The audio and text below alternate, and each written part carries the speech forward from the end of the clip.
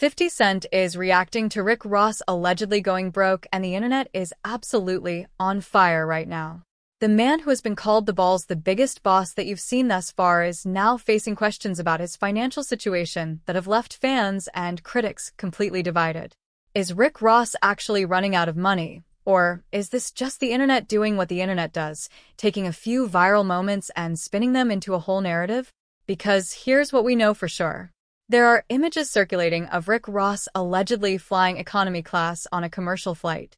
The same man who has rapped about private jets for his entire career. There are serious questions being raised about whether the AP watch he has been spotted wearing is actually authentic or a very expensive-looking replica. And the numbers coming back from some of his recent shows are raising eyebrows in ways that are hard to dismiss. Behind the boss persona, behind the Maybach music aesthetic and the mansion flexes in the car collection, there is a financial picture that people are starting to examine very closely. And what they are finding is more complicated than anyone imagined. The shocking truth behind what is driving this broke narrative is deeper and more layered than most people realize. And we are about to break it all down.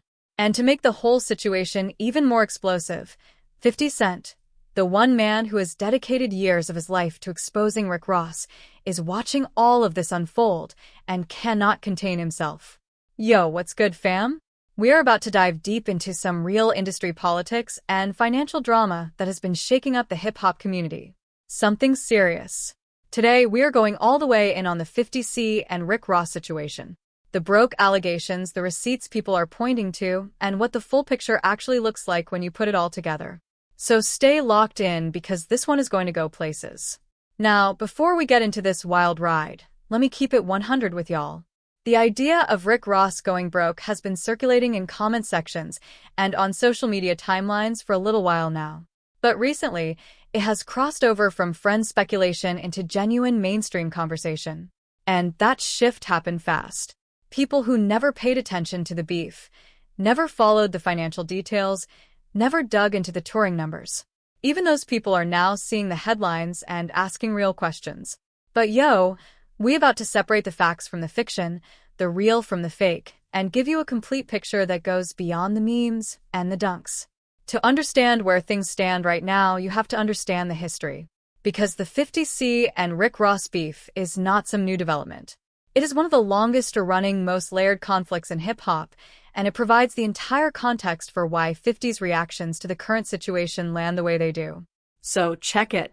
The conflict between these two goes back to around 2008 and 2009, and it started with information that 50 Cent put into the public space that struck directly at the foundation of Rick Ross' image. 50 exposed that before Rick Ross became the Balls, before the rap career, before the Maybach music empire, William Leonard Roberts, too, had worked as a correctional officer at a Florida state prison. Now, in the context of hip-hop culture, that revelation was significant. Ross had built his persona entirely around the street image, the drug lord aesthetic, the idea that he was living the life he rapped about.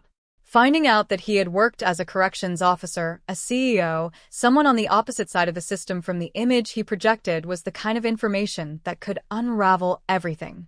Now, in the hood, we know that authenticity is the currency that hip-hop runs on. It is not just about the music. It is about whether what you present to the world matches who you actually are. And the co-revelation opened a crack in Ross' armor that 50 has been widening ever since. Ross' response was to largely deny and deflect. And his fan base stayed loyal, and his commercial success actually continued pretty strongly through that period. But the seed of doubt was planted, and 50 made sure it never fully went away. The beef evolved over the years into a multi-front conflict. There were diss tracks. There were social media exchanges. There were legal disputes around various issues. 50 made mocking Rick Ross practically a signature element of his public persona. Not something he did once and moved on from, but an ongoing project that he returned to consistently whenever new material presented itself. And what makes 50 uniquely effective in this kind of situation is his mastery of social media as a weapon. He does not just comment. He finds the exact angle that maximizes embarrassment, packages it for viral spread, and delivers it with comedic timing that makes it almost impossible to defend against. But here's where it gets real. For a long time, Ross was able to absorb the attacks because his commercial performance was strong enough to validate the image even when the origins of that image were being questioned. When you are putting out #1 albums, when your label is running deep with successful artists, when the tours are selling, when the brand partnerships are coming in, you can weather a lot of criticism because the proof appears to be in the results. The Balls was making Balls money, and that reality made the attacks feel more like hating than legitimate critique. The real question is what changed? And fam, this is where the financial timeline becomes essential to understand. Let's talk about Rick Ross at his peak, because the peak was real, and it was impressive. During roughly 2008 through 2014, Ross was operating at a genuinely high commercial level. Port of Miami, Trilla, Deeper Than Rap, Teflon Don. These were albums that moved significant units, generated real streaming activity as that model emerged, and established Ross as one of the most consistent commercial performers in hip-hop. Maybach Music Group. His label imprint under Warner Brothers gave him the platform to be not just an artist, but a mogul. He signed artists. He executive produced. He built an ecosystem around his name that generated revenue from multiple directions simultaneously. Forbes and various music business outlets estimated his earnings during peak years in the range of several $1,000,000 annually when you combine music revenue touring the label operations and business ventures, including his involvement with Wingstop franchises. The diversified income picture looked like what you would expect from a genuine hip-hop mogul operating at the highest level. But here's where it gets interesting, and this is the part that the broke narrative is built on. The music industry went through a fundamental transformation starting around 2015 and accelerating from there. Physical and digital album sales, which had been a primary revenue driver for artists who moved units the way Ross did, collapsed across the board as streaming became the dominant consumption model. And streaming, while it generates ongoing passive income from catalog, pays at rates that are notoriously low. Unless you are consistently in the absolute top tier of streaming performers, the Drake level, the Kendrick level, the artists who are racking up hundreds of millions of streams on every release, the streaming money alone does not sustain a lifestyle operating at the scale Ross has always projected. Let me break down for y'all what this means in practical terms. An artist earning 1,000,000 streams on the track through Spotify earns approximately $3 to $5,000 from that platform. Now multiply that across a catalog and you get a more substantial number, but you also have to account for the splits with labels, publishers, and collaborators that reduce the artist's actual take-home. For an artist like Ross, who built his commercial model in an era of album sales and has transitioned into a streaming landscape, the revenue picture looks meaningfully different from what it did at peak. Now let's talk about what appears to have remained constant while the income picture was potentially shifting. The mansions still exist.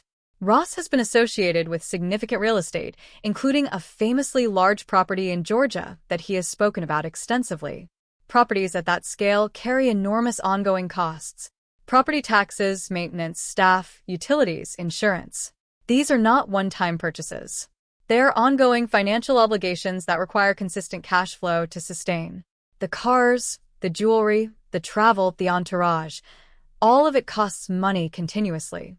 And the public image, the brand that Ross has spent his entire career building, requires ongoing investment to maintain. The real kicker, though, is that the gap between what the income may look like now compared to peak years and what the spending appears to remain is exactly where the speculation about financial strain originates. This is not unique to Rick Ross. It is a pattern that has affected many artists who experienced major commercial success in one economic model and found themselves navigating a significantly different landscape without fully adjusting their financial structure. But because Ross' entire brand is built on projecting wealth, any evidence that the reality might not match the projection hits differently than it would for an artist whose persona was never defined by financial flexing. Now, let's get into the specific incidents that have taken this from background speculation to front-page conversation because the receipts are what turned this into a viral moment.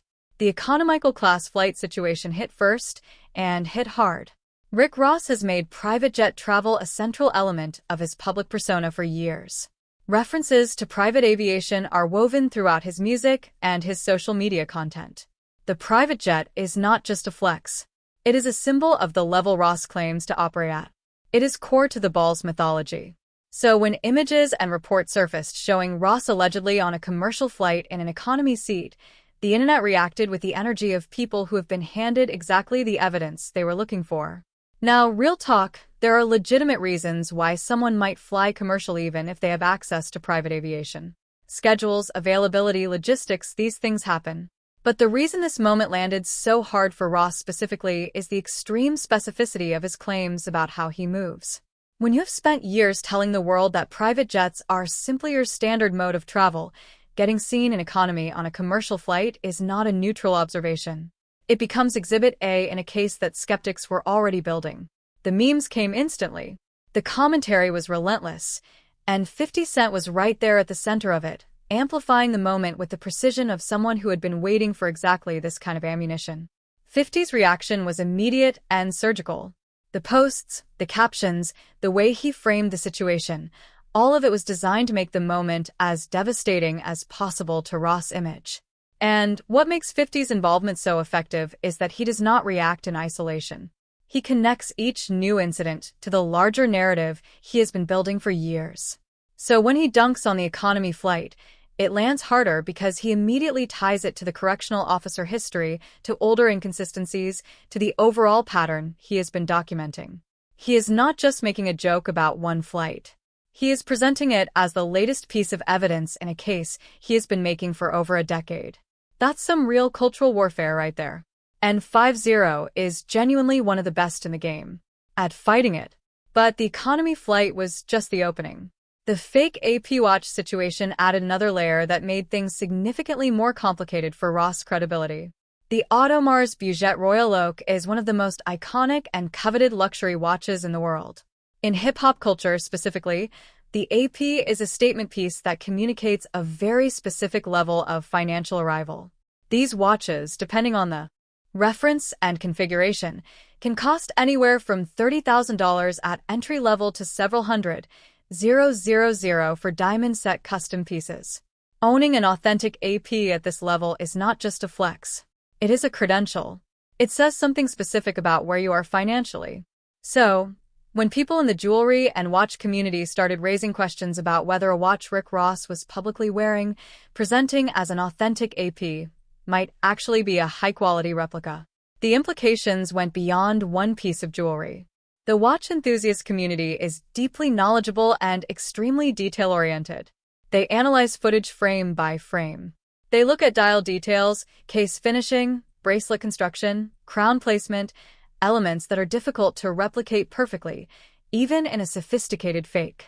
And the commentary from people in that community about Ross' watch was not favorable. Ross never fully and definitively addressed these questions in a way that satisfied the skeptics. In the absence of a clear, verifiable response allowed the narrative to continue growing. Combined with the economy flight moment, the watch situation started painting a picture of someone whose financial reality might not be keeping pace with the image they are projecting. And that picture was circulating to millions of people.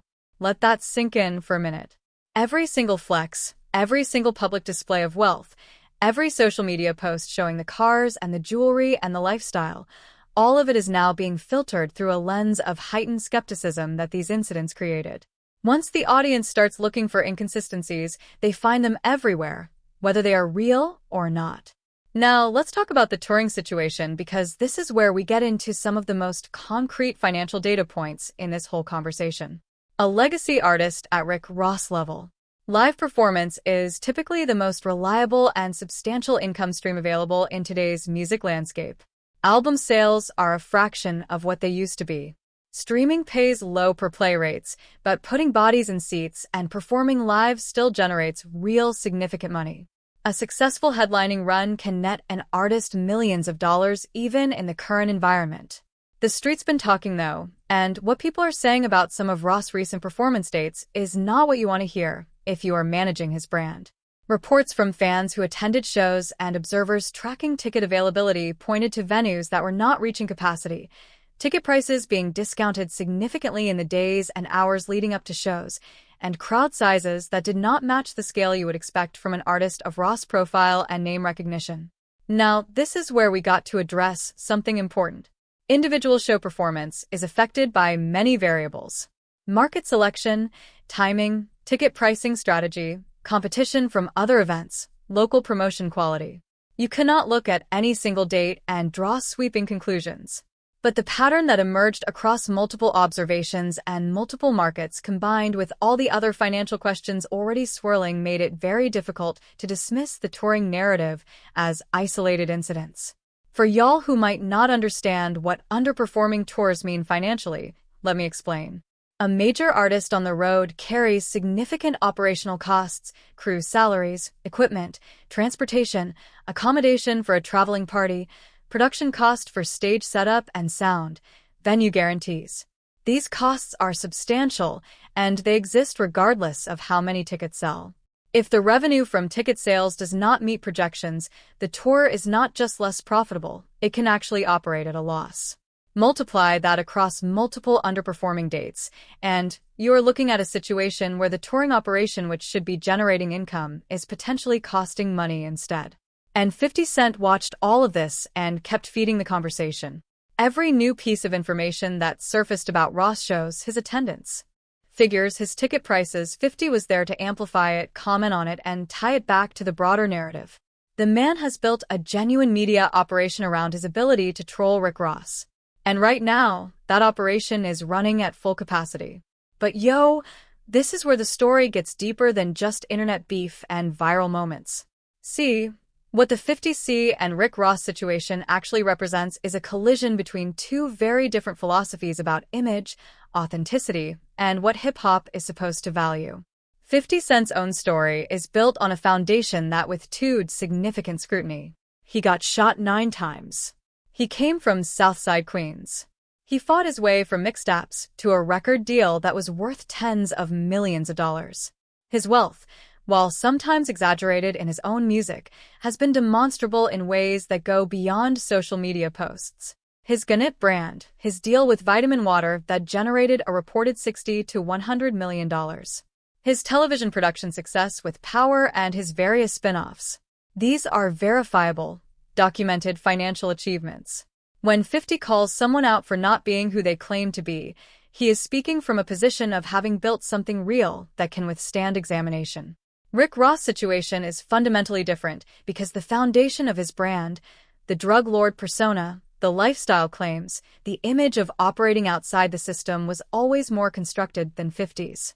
That does not make the music less good or the career less impressive, but it means the image is more vulnerable when challenged because it was always dependent on the audience accepting the presentation without too much scrutiny. Now, this ain't just about Rick Ross versus 50 Cent. This is about something bigger. This is about what happens in the social media age when the gap between image and reality becomes visible to millions of people simultaneously. Hip-hop has always had artists who embellish their situations. It is practically a tradition in the genre, but there was always a limit to how much the audience could scrutinize those embellishments because information was harder to access and spread. Today, that has completely changed. A video of a rapper flying economy spreads to 10 million people in 24 hours. A jewelry expert analyzing a watch frame by frame gets 2 million views. A fan posting about empty seats at a concert venue reaches the entire internet instantly. The scrutiny that exists today is of a completely different magnitude than anything that existed even 15 years ago. And 50 Cent, who was an early pioneer of using social media as a weapon against opponents, understands this better than almost anyone. He does not just react to these moments. He engineers their spread. He ensures that what might have been a minor observation seen by a few thousand people becomes a story seen by millions. That amplification is what makes his involvement so powerful and so damaging to Ross' image. The real kicker, though, is what this whole situation means for Rick Ross going forward. Because the narrative has now taken on a life of its own that exists independent of any specific incident. Even if every individual claim were debunked, even if someone definitively proved the watch was real, explain the economy flight as a one-time logistical situation showed that the tour numbers were being misrepresented. The narrative of Ross going broke would continue to circulate. That is the nature of how these stories work on the internet. Once the frame is established, evidence that challenges it gets filtered through the lens of the frame rather than displacing it. Ross' options at this point are limited, and none of them are comfortable. He can continue doing what he is doing, maintaining the image, posting the flexes, dropping music, going on tour, and hope that enough new positive content drowns out the negative narrative. He can engage directly with the questions and attempt to refute them with verifiable evidence, which carries its own risks because any gaps that emerge in that transparency could be far more damaging than the current speculation. Or he can evolve the brand in a direction that does not depend so heavily on financial projection for its power. Something that would require a significant artistic and personal pivot at a stage in his career where reinvention is genuinely difficult.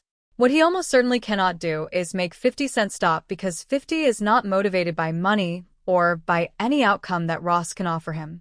This has become personal. It has become a signature element of 50's public identity. And as long as the internet keeps generating material for him to react to, he will keep reacting. The economy flight gave him content. The watch situation gave him content. Every tour date that raises questions, every financial report that surfaces, every moment where the image does not hold up under scrutiny, all of it becomes new ammunition. And 50 Cent is a man who knows exactly what to do with ammunition. At the end of the day, Rick Ross' situation is not just about whether he is broke or not broke. It is about the sustainability of an image built entirely on the projection of wealth in an era where that projection is subject to unprecedented scrutiny. It is about what happens when the distance between the persona and the person becomes too large to maintain comfortably. And it is about the role that a determined, skilled, and relentless opponent plays in making sure that distance stays visible to the public. The real question is whether Rick Ross has the resources, financial, creative, and personal, to navigate this moment and come out the other side with his brand intact. Hip-hop has seen artists survive serious image crisis before. It has also seen artists whose brands could not withstand the pressure of sustained scrutiny. Which category Ross ultimately falls into is something only time will tell. But right now, in this moment, the conversation is happening. The questions are being asked, the receipts are circulating, and 50 Cent is sitting back watching all of it with the energy of a man who has been waiting a very long time to say, "I told you so." What are your thoughts on Rick Ross' situation and where things go from here for the balls? Do you think the broke narrative is built on real evidence, or is this just internet speculation getting out of hand? And what do you think about 50 Cent's role in keeping this whole thing alive? Drop your thoughts in the comments right now, and click on the video on screen for more deep dives into the biggest stories and most explosive moments in hip-hop culture. We are not done, fam. Not even close.